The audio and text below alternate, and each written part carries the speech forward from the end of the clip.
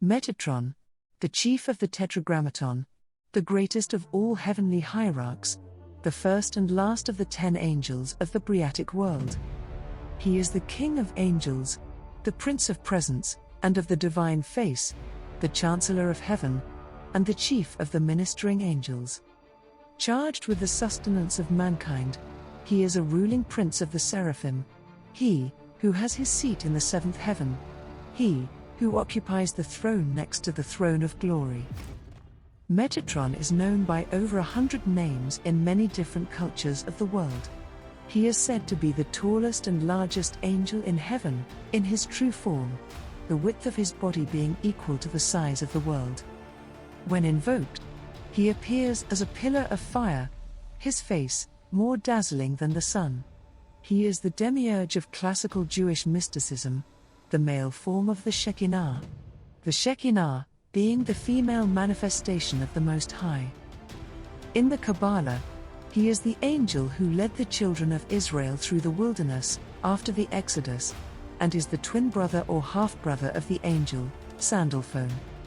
In the traditions of the Jews, Metatron is the supreme angel of death, and under his wing are the subordinate princes of death, Gabriel, Samael, and Azrael. It is he whom God daily gives orders as to the souls that are to be taken that day, and these orders he transmits to his subordinates. In the 9 angelic hierarchies of the heavens, Metatron is often said to be the ruling prince of the seraphim, instead of Michael, since Michael already governs the archangels. In this case, he is known as Jehoel, or Yehoel, that being one out of his many other names. In the Kabbalah, however, in the great Sephiroth in the form of angels, Metatron is the archangel of the High Oath, the archangel of the cherubim, the holy beast-like angels, who surround God's throne. Vedic cosmology knows the angels as the shining gods.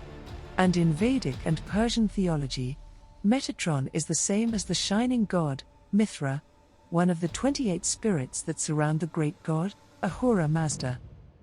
They say he rises from the east, bearing wings that have 1,000 ears, and 10,000 eyes.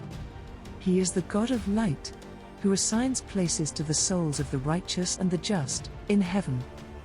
In the Talmud of Avodah Zarah, Metatron is the teacher of children in paradise, children who died prematurely while on earth.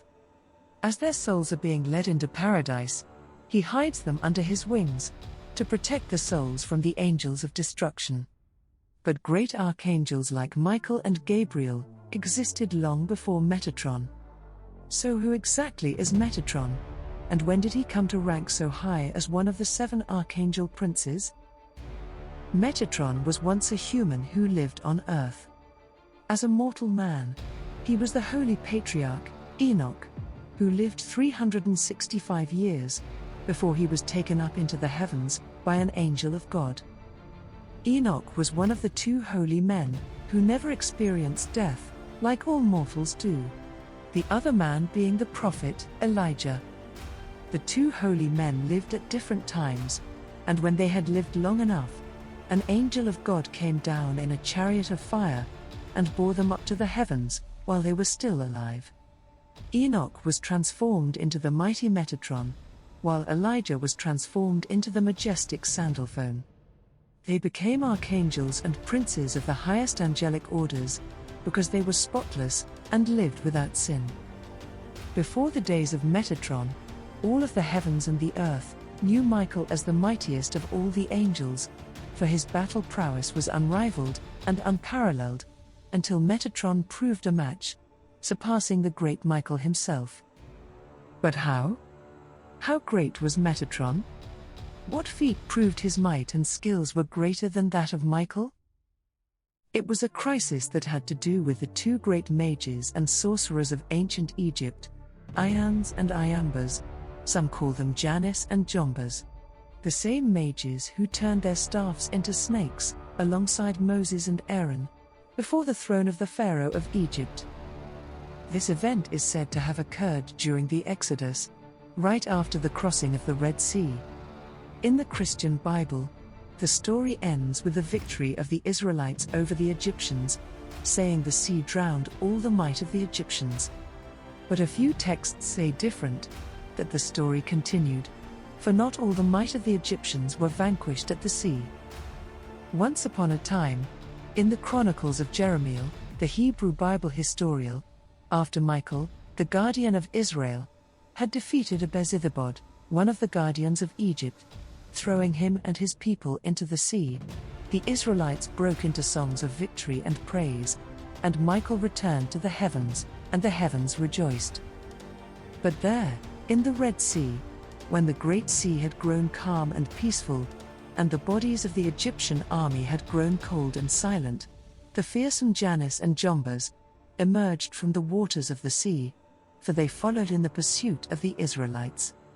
They were unscathed, and looked as though the water had not touched them, for they commanded great power and magic, that not even the sea could drown them. By the means of witchcraft, the two sorcerers flew straight into the heavens, and ascended into the realm of the angels, unannounced, their motive, unknown. Perhaps, to avenge their drowned kinsmen. The heavenly guards stood against them, and were dispersed. Gabriel fought against them, and was defeated. And when Michael arrived and battled them, the combined powers of the two wizards proved too much, that not even he could defeat them. And alas, the great Michael was bested.